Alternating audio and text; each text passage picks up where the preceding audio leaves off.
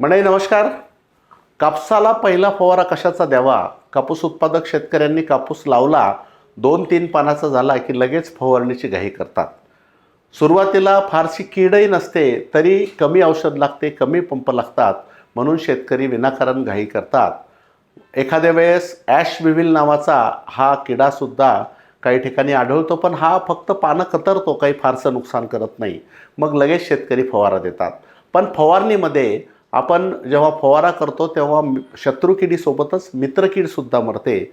त्यामुळं फवारणीची घाई करू नका.